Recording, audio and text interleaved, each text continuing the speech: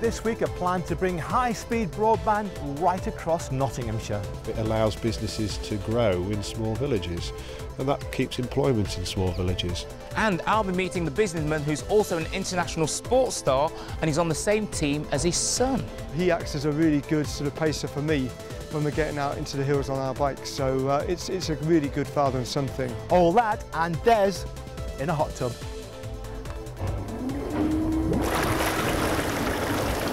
Talk about a champagne lifestyle and living like a millionaire. I'll be meeting the young man who dropped out of college to set up a hot tub business, and he's doing just that. John Barnes has just brought one recently, just as the World Cup was kicking off, and Sophie Ellis-Bex has brought one.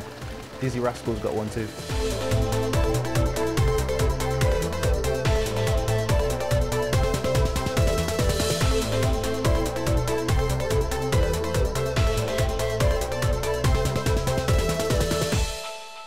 Hi, I'm Des Coleman. I'm Rob Pittham. And this week we've crossed the river and we're all the way in sunny West Bridgford. And if there is a theme this week, Rob, it's to do with property. We're looking at property prices right across Nottinghamshire. That's all coming up, but did you know, Des, that one thing buyers look for apparently is high-speed broadband?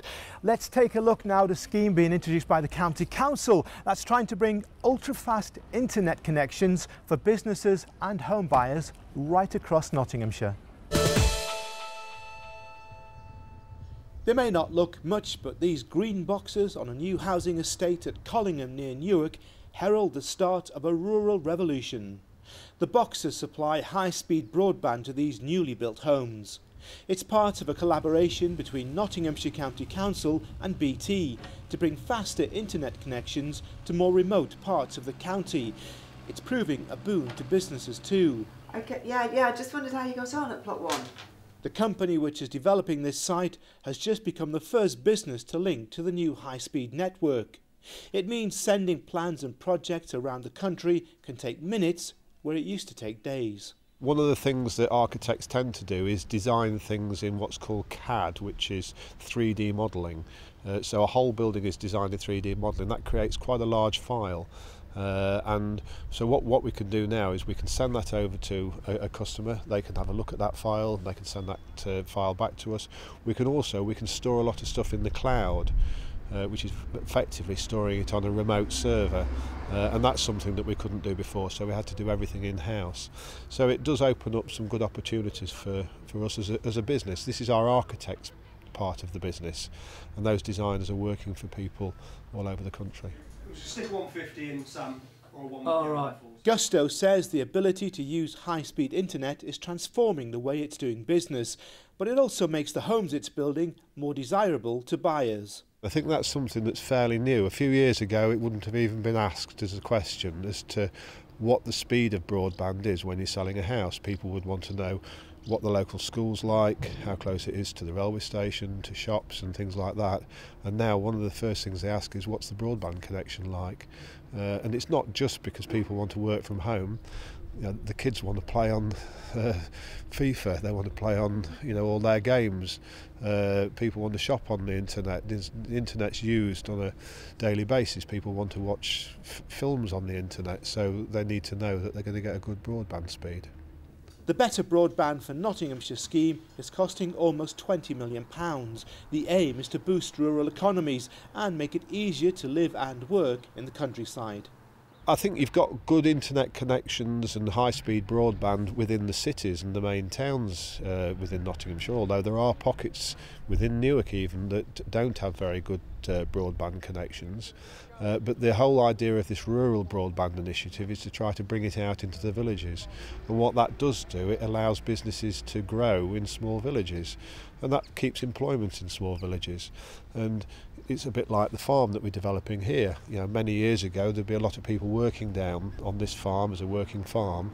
Now a lot of that work's done by large combines, and farms don't need so many people to work on them. So you get more people moving into villages, and as we are with this site, we're developing it and making houses for people to live. But a lot of the people who are going to live here are potentially going to work from home, and if they've got good speed broadband, then they can work from home in a nice rural setting. So far, 2,000 homes and businesses have been connected to the network.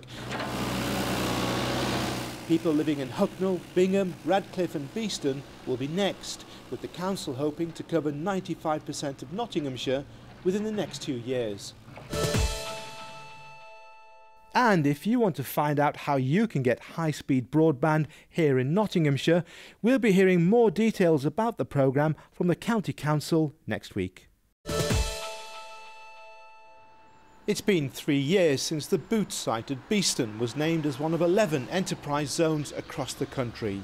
Since then, though, critics, including the Prime Minister David Cameron, who launched the enterprise zone, have been frustrated by the slow pace of development.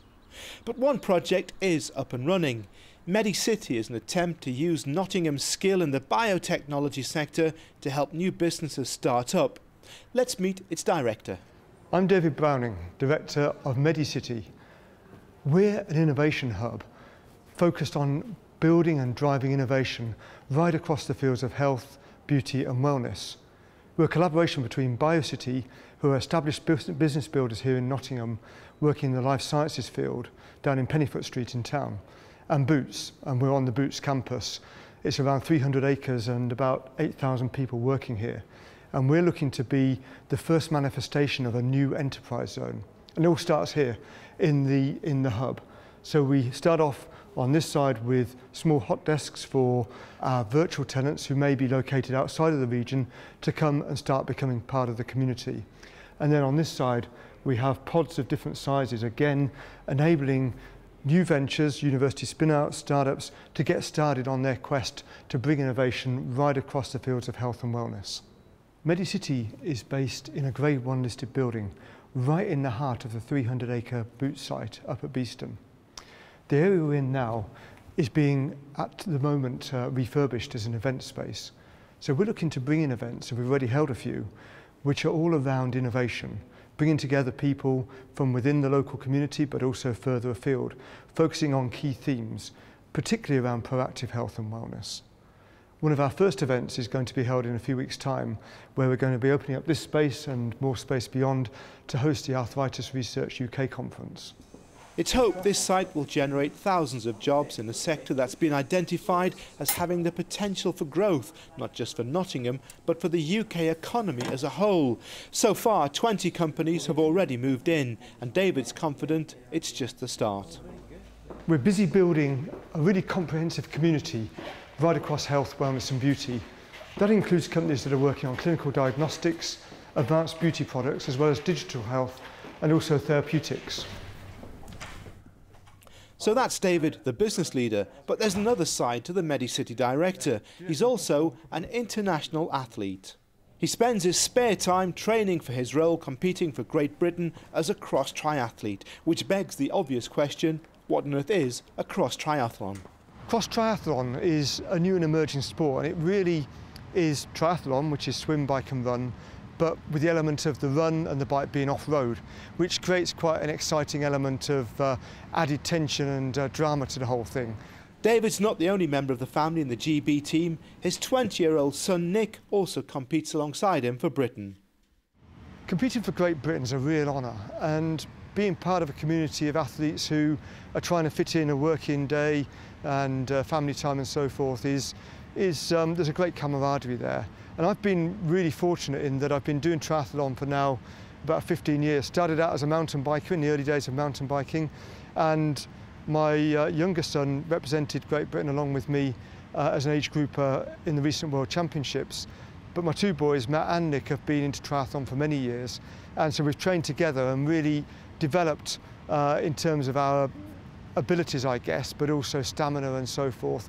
And now the boys are quicker than me, and in a race I'm using them as a pacer rather than trying to set the lead myself. It's a really good family sport. The enterprise zone may have got off to a slow start, but with Medicity now out of the starting blocks, its director at least is hoping to bring an international athlete's drive and commitment to power Nottingham's economy forward. Here on Working Week, we've seen a fair few firms that are doing well in Nottingham over the last few months, and now it's official. We've got the fastest growing economy in the country. Jobs growth here is higher than anywhere else in the UK.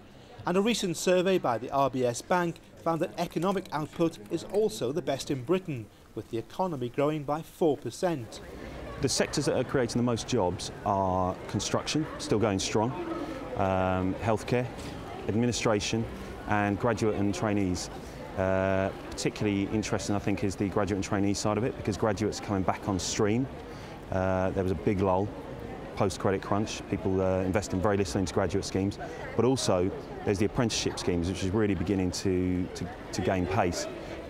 Previously, I think apprenticeships were tainted by that kind of YTS feel and considered second rate. Now it's certainly not the case, and people are treating them with just as much respect as going to get a degree, except you're paid while you're doing it. It's not all good news though. Wages aren't matching the economic growth yet, with the average weekly pay here actually falling in the last 12 months. It's true to a certain extent. However, if you look at some of the manufacturing and engineering jobs that the region is also creating, these are very, very skilled, in some cases very, very well paid jobs. So although it absolutely needs to be looked at, the disconnect between inflation and wages, I do think we have some really strong careers in the region for high paid roles.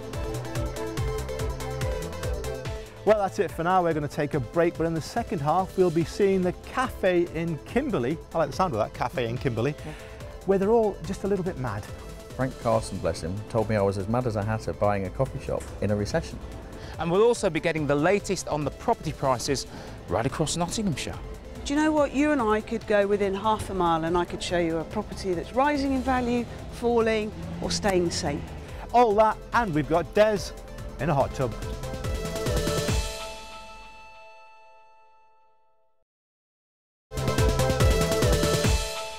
Hello and welcome back, and in this half we'll be taking a look at the very latest property news here in Nottinghamshire. We're about to move house ourselves, so we've been keeping an eye on what's on the market, and but things seem to be getting snapped up pretty quickly at the moment. And I'll be meeting the young man who's a hot tub entrepreneur. You look so young. I am 26. But first, let's take a look at a slightly madcap business in Kimberley, which takes its inspiration from Alice in Wonderland, and appropriate enough, we've sent along our very own Alice. You've heard that old business cliche, you don't have to be mad to work here, but it helps. Believe me, in this place, it really helps. I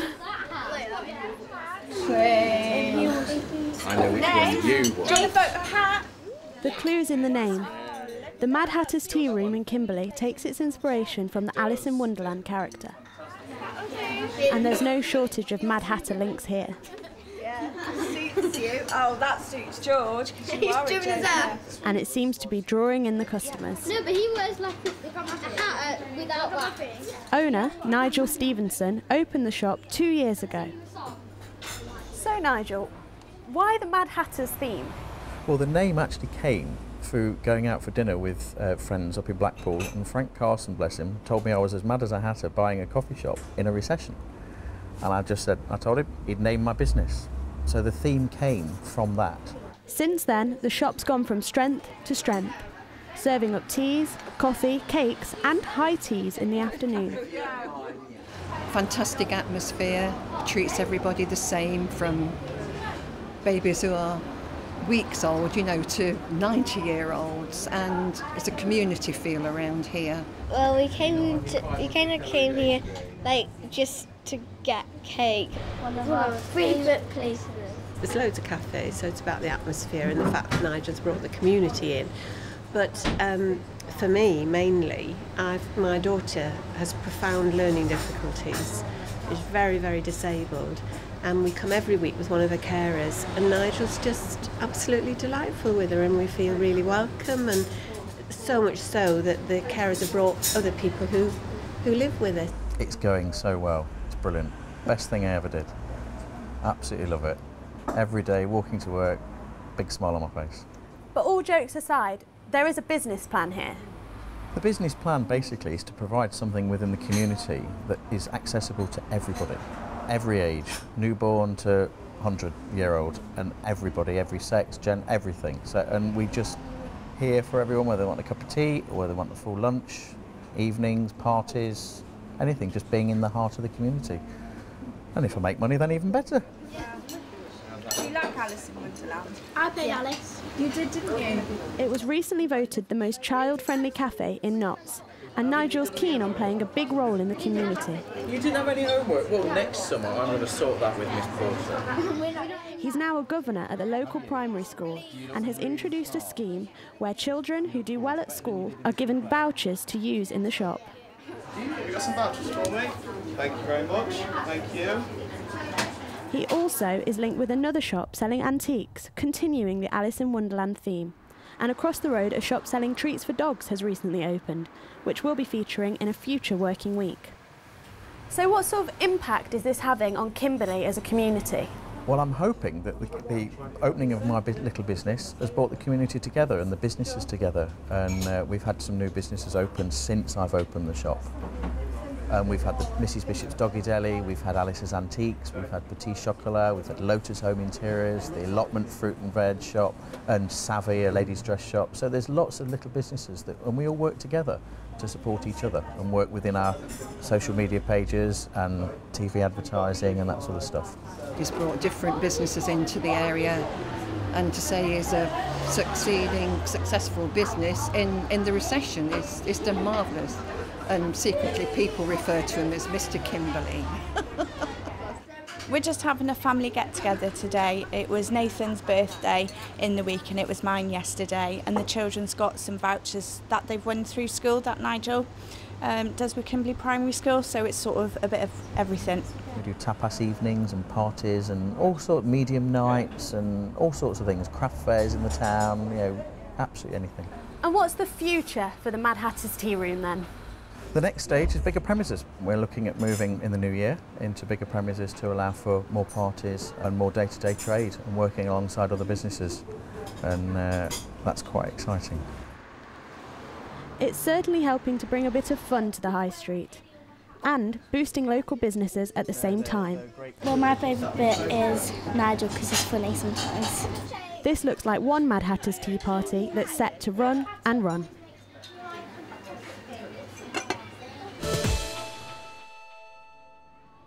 Later on, Rob will be talking to an expert about house prices across Nottinghamshire, but in the meantime, I'll be asking your opinion. I think the price of our house has probably just gone up a little bit, so if we did want to sell, we'd probably be, we wouldn't be in losing money. I think that they're moving up pretty quickly. I think the house market's going to drop about October, November, and it's going to stay slumped till well after Christmas. You're planning to buy a house? Well, see how much money we can save first, but yeah. And how do you think that will go?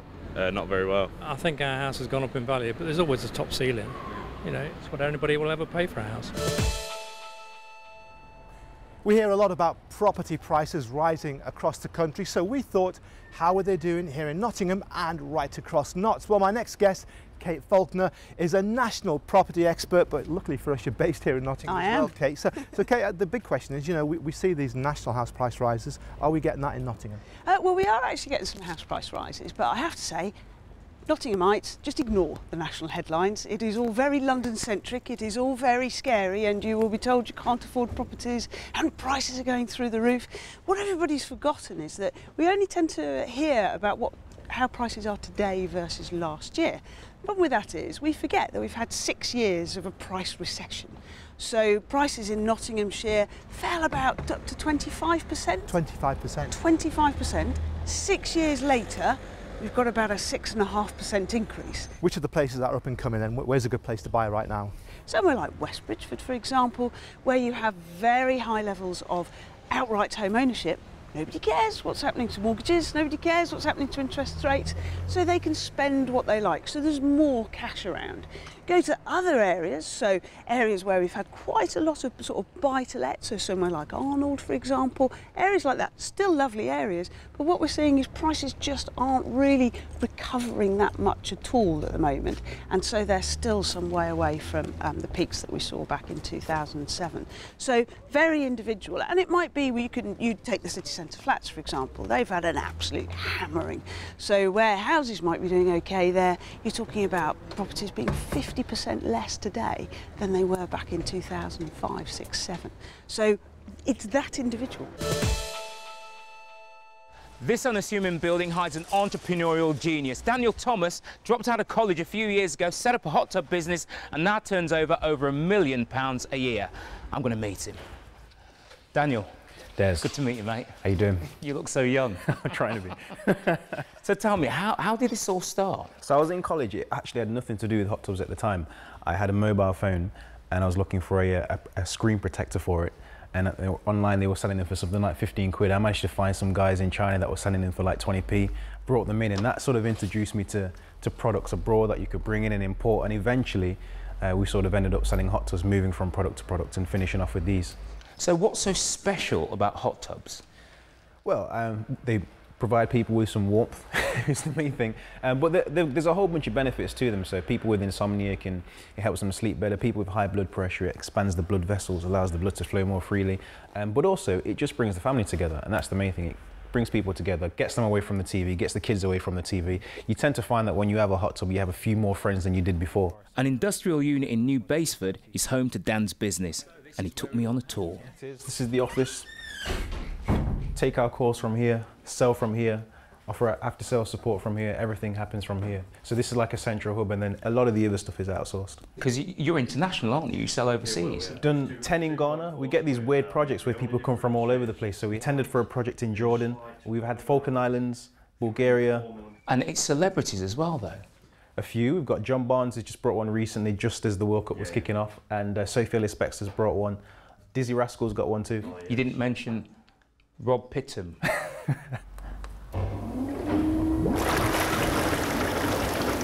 At the tender age of 26, Dan finds himself in charge of a company dealing with suppliers and customers from around the world, and a team working for him back in Nottingham.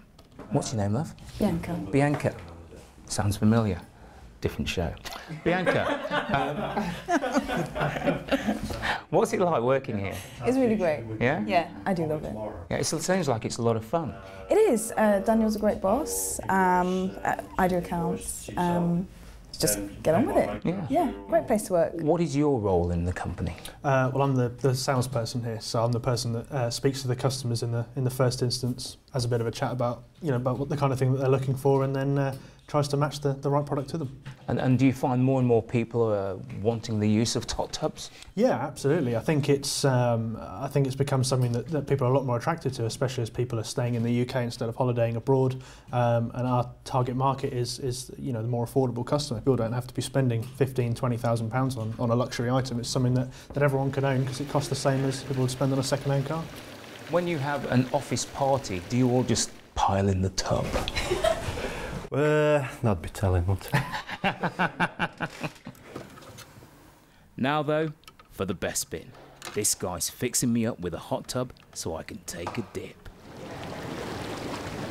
I must admit, relaxing in a hot tub makes you feel like a millionaire. And Rob did say I could chill out after this job, but he also promised me a hot little chick. Not what I was expecting.